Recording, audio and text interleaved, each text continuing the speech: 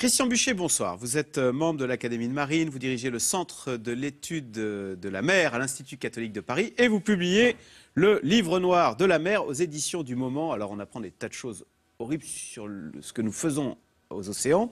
Alors on sait qu'on est en train d'épuiser les réserves de poissons, mais ce qu'on découvre dans votre livre, et ce qui m'a énormément surpris, et on a du mal à le croire, c'est qu'on serait en train d'épuiser les réserves de sable.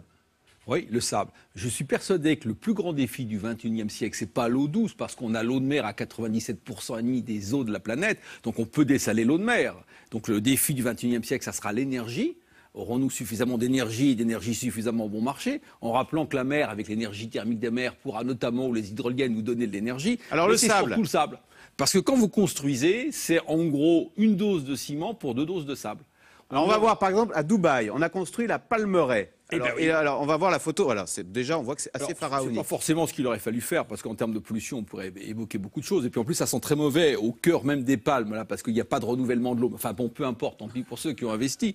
Mais le problème, c'est qu'aujourd'hui, si vous voulez, plus vous prenez de sable dans la mer, parce que le sable... Mais il y en a partout du sable, il y a le désert juste à côté. Sauf qu'on ne prend pas le sable du désert. Pourquoi? Parce que le sable du désert, où qu'il se trouve, il a été roulé-boulé à travers les millénaires et il ne s'agrège pas. Donc ce que l'on faisait jusqu'à maintenant, on prenait du sable à terre, mais les réserves de sable, les réserves de granulats sont de plus en plus limitées, donc on prend du sable en mer. Et ce qu'on ne mesure pas, c'est qu'en prenant le sable en mer, si on le prend trop proche de la côte, ça fait un trou, la mer bouche ce trou en reprenant ce sable sur les plages ou au pied des falaises qui se délitent. C'est-à-dire qu'aujourd'hui, le problème majeur, on est en train d'utiliser tout le sable de la planète. Pour la construction. Pour la construction. Il va y avoir 2 milliards de terriens d'ici 2050, qu'on va atteindre le pic, si vous voulez, en 2050.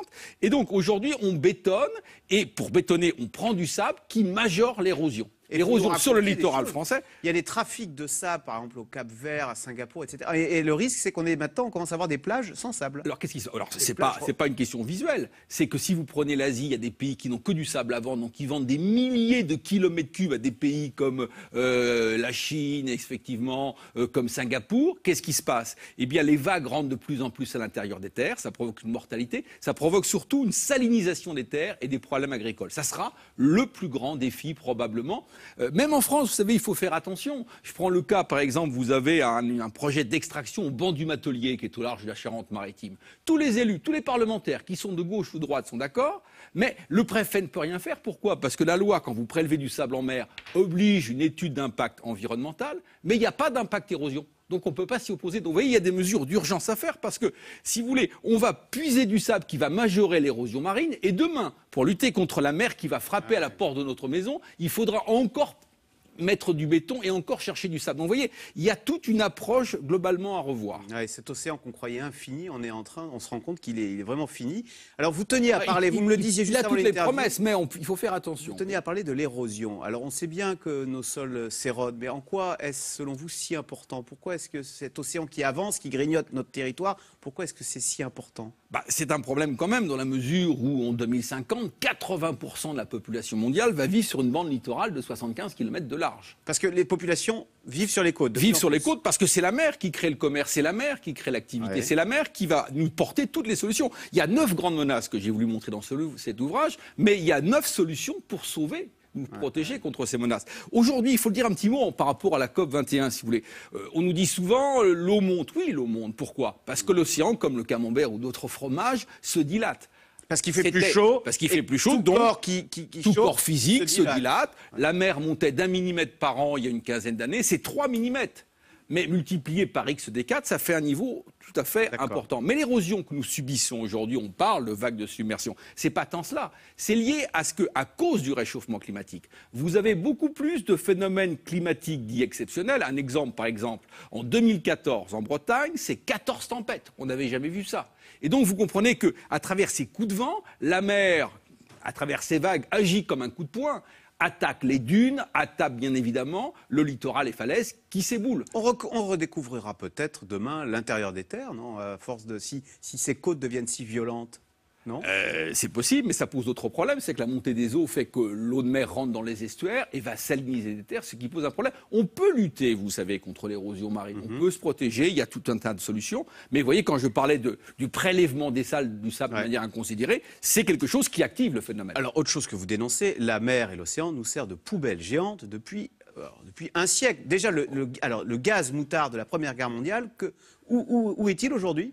Alors, il est au fond des mers, mais pas que de la Première Guerre mondiale. Vous savez, il y a eu énormément de munitions chimiques qui ont été jetées au lendemain de la Seconde Guerre mondiale. C'est des bombes au phosphore, principalement. Vous en avez au large des côtes belges, pas loin de Zeebrugge, pas loin de la place de Zeebrugge, beaucoup au large de la côte sud de l'Italie. C'était des obus qu'on a mis là, sauf avec une épaisseur de tôle de 5 mm.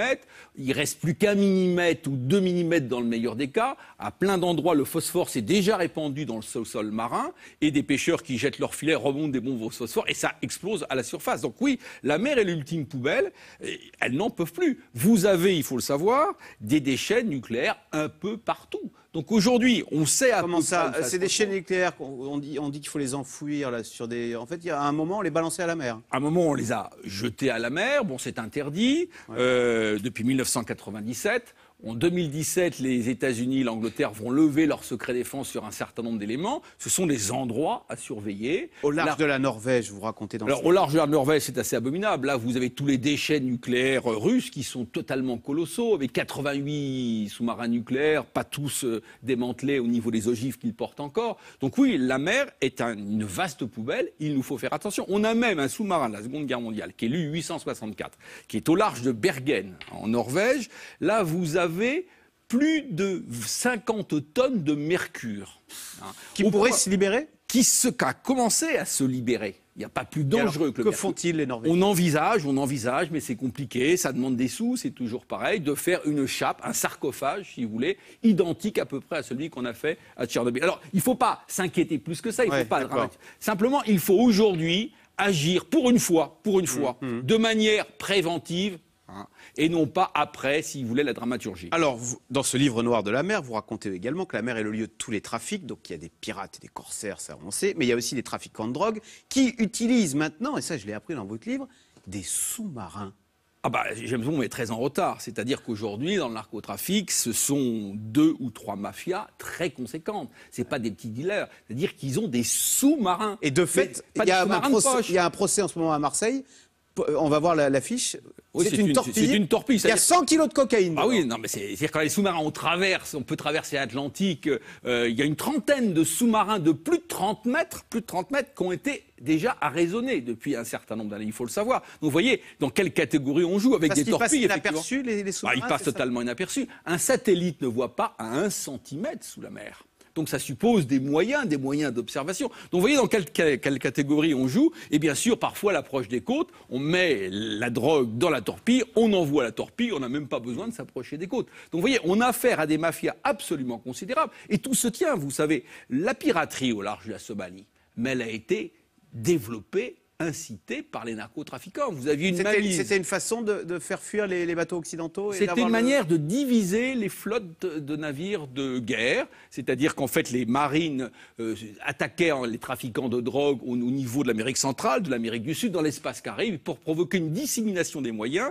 Ils ont donné des moyens conséquents à des pirates au large de la Somalie. Vous savez, les premiers actes de piratage au large de la Somalie, c'était pas à 5 km. C'était à plus de 300 km. C'est pas un Zodiac dans lequel on va changer toutes les 2 heures de jerrycan. Ça suppose un navire porteur, un navire mer, doté de plusieurs Zodiacs, avec des armes assez conséquentes. Et il y a des gens qui sont en otage, pendant des mois et des mois. Il y a eu jusqu'à 450 otages à la fois. Ouais. Donc vous voyez, la piraterie, malheureusement, est un métier d'avenir.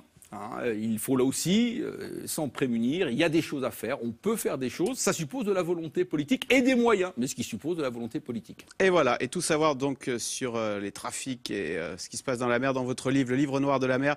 Merci beaucoup, Christian Buchet, donc membre de l'Académie de Marine. Merci. Restez avec nous tout de suite. Yves Calvi, C'est dans l'air, qui revient sur l'enquête autour des attentats, et ce alors qu'on apprend que Abaoud projetait de se faire exploser avec un de ses complices dans le quartier de la Défense. C'est dans l'air est intitulé ce soir, Abaoud voulait frapper la Défense.